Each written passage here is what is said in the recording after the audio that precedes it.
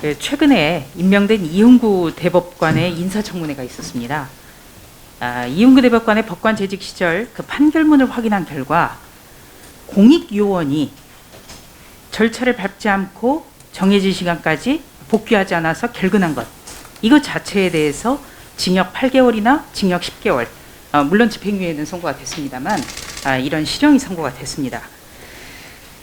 그 2017년 군사법원이 판결한 내용들도 좀 점검을 해봤는데요. 48시간 부대 이탈, 40시간 부대 이탈, 전부 다 징역 1년에 집행유예 2년이 선고가 됐습니다. 이런 걸로 미뤄봤을 때 우리 법원이 군형법이나 병역법을 판결함에 있어서 무관용의 원칙을 적용하고 있지 않을까, 이렇게 좀 생각할 수가 있겠는데요. 법원행정처장님께 좀 여쭤보겠습니다. 17분 늦게 외박해서 복귀한 일병이 군무 이탈죄가 적용돼서 징역 6개월을 1심에서 선고받은 사례가 있습니다. 이거 아시죠? 구체적 사건은 모르지만은 군에서 군무 이탈죄는 굉장히 엄격하게 다루고 있다는 것은 저도 알고 있습니다. 네. 그럼 군무 이탈죄에 대해서 굉장히 엄격하게 적용해서 판단하고 있다고 말씀하셨는데, 신임 이용구 대법관도 인사청문회 당시에 복무일에 귀대를 하지 않았다면 귀대를 하지 않은 것이니까 탈형으로 볼 수 있지 않을까 합니다. 라고 답변을 했습니다. 동의하시죠? 예, 뭐 구체적 사안은 모르지만 일반론으로는 오르신 얘기로 이해합니다. 네, 일반론으로는 그러니까 복귀 날짜 그리고 복귀 시간까지 귀대하지 않으면 탈형으로 봐야 되는 것이죠. 예. 네, 바로 이런 점 때문에 추미애 법무부 장관 아들의 군 미복귀 의혹 사건과 관련해서 이 사안이 기소가 돼서 재판 중이라면 관계자들과 증언과 진술이 이렇게 무시됐을까? 이런 합리적인 의심을 할 수 있습니다. 어떻게 보십니까? 좀 구체적 사건이어서 제가 양해해 주시기 바랍니다. 네, 그렇지만은 이 군무 이탈에 대해서는 굉장히 엄격하게 적용하고 있다. 네, 그렇게 해석하면 되겠습니까? 일반적으로 그렇습니다. 네, 일반론을 지금 말씀해 주셨고요. 두 번째로는 이번에 그 개천절 광화문 집회와 관련해서 좀 말씀을 드리겠습니다. 이번 10월 3일 날 서울 도심 광화문 집회를 막기 위해서 경찰은 버스 300여 대로 광화문 광장 북단 경복궁 앞에서부터 서울광장 근처의 덕수궁 앞까지 약 4km의 거리를 차벽을 설치하고 11,000명을 동원해서 일대를 봉쇄했습니다. 이거는 봉쇄입니다. 그렇죠? 동의하시죠? 동의하십니까? 뭐 차벽을 설치했다는 것은 저도 언론을 통해서 알고 있습니다. 예. 그러면 2009년에 대법원이 집회에 대해서 배상 판결을 내린 적이 있습니다. 2009년에 그 재판부가 판결문을 조금 인용을 해드리면, 집회에 참가하려 했다는 것이 곧 과격 시위로 이어진다 볼 수 없다. 그래서 경찰관 직무집행법에서 정한 경찰관 발동의 요건을 갖추지 못하고 경찰권의 행사의 한계를 현저히 벗어난 행위다. 이렇게 판결을 했습니다. 바로 이 점 때문에 10월 3일 날 광화문 집회 원천 봉쇄에 대해서는 더 비판이 큰 것 같습니다. 이 2009년 대법원 집회의 배상 판결에 대해서는 어떻게 생각하십니까?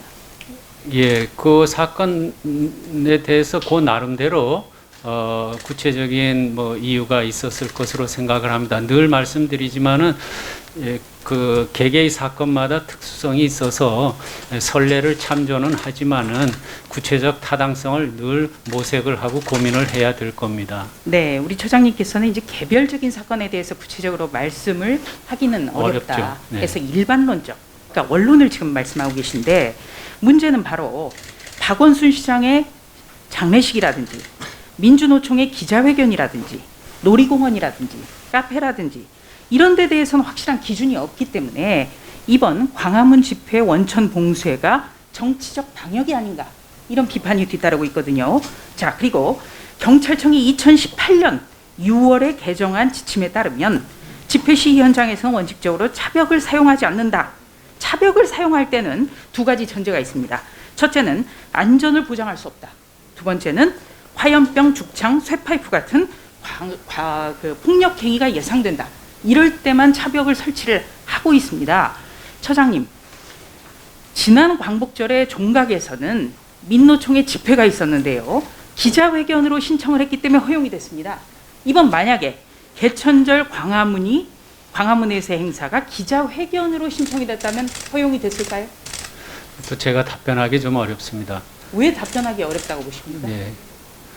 그 지금 최근에 그런 일들에 관해서 또 앞으로 10월 9일 개천절 행사와 관련해서도 그런 움직임이 있다 하고 늘 또 아시다시피 집행정지 신청도 들어오고 거기에 대한 판결도 나가고 그 판결에 대해서 또 찬반 양론이 있고 한가한 거기 때문에 제가 네, 지금 차장님, 찬반 말씀드리기가 양론이 있다는 것은요, 명확한 기준이 없기 때문에, 명확한 기준이 없다고 비춰지기 때문에 지금 국민들이 왜 이럴까 이상하게 생각하는 거거든요. 자, 서울시와 경찰이 광화문 일대 4km를 원천 봉쇄하면서 한 빈대떡집에서는 200만 원어치의 반죽한 것 버렸다, 이런 기사까지 나왔습니다. 기사 보셨습니까? 봤습니다. 네. 한 사설에서는 이렇게 짚고 있습니다. 집회 시위의 자유는 우리 헌법이 규정한 국민 기본권이다. 국민 기본권의 제한은 어떤 경우에도 최소화돼야 된다. 헌법이 보장한 집회의 자유를 제한하려면 국가안전보장 질서유지 공공복리를 위해서라는 명분이 필요하다. 이렇게 사설이 나왔거든요. 동의하시죠? 예. 네. 그렇다면 광화문 집회가 아니라 당시에는 신문사에 광화문에 출근하는 기자들도 있었는데요. 신분증을 높이 들고 불신검문을 계속 당해야 됐습니다. 이거는 광화문에 지나가는 사람들을 모두 집회에 참석하는 시위대로 간주한 것 아닌가, 이렇게 볼 수 있거든요.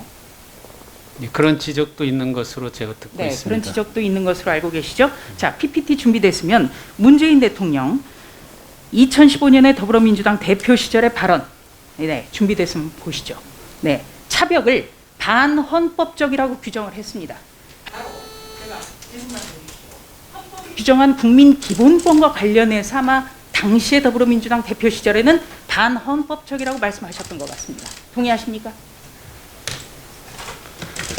아, 예, 저런 그 지금 보여주시니까 저도 예, 이해를 합니다. 네, 반헌법적이라는데 동의하시죠? 네, 일반적으로 집회 시위의 자유를 제한 없이 그렇게 조건 없이 제한하는 것은 반헌법적일 수가 있다. 그런 취지의 말씀이 아닐까 싶습니다. 저 말씀엔 동의하신다는 거죠? 예. 네. 그리고 조금 전에 말씀드렸다시피 우리가 중요한 건 기준입니다. 이번에 광화문 원천 봉쇄가 논란이 되고 있는 것은 광화문만 봉쇄를 했지 나머지는 이렇게 전혀 오히려 굉장히 더 붐비는 이런 모습 때문에 광화문 행사에서의 모든 사람들을 출입정지시키고 금지시키고 불신검문하고 이런 것이야말로 반헌법적 독재와 관련한 그런 행위로 볼 수 있지 않을까, 이런 비판이 나옵니다.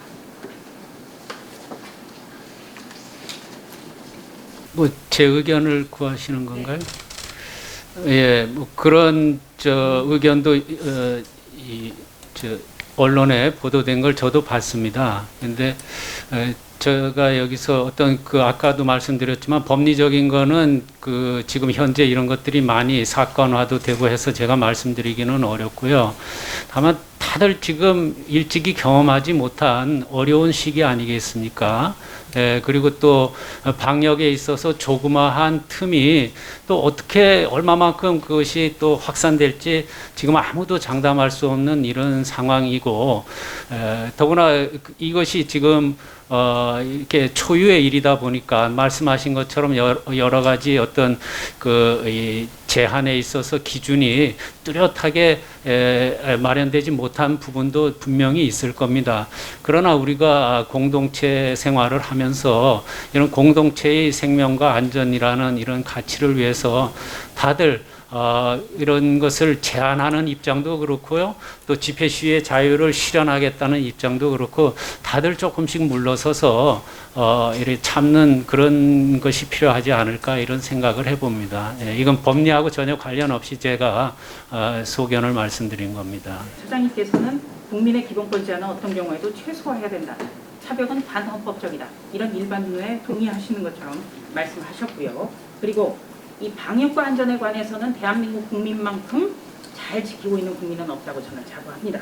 그래서 이런 모습처럼 방역의 정치화로 비춰지는 이런 좀 납득하기 어려운 기준은 없어야겠다고 좀 말씀드립니다. 이상입니다.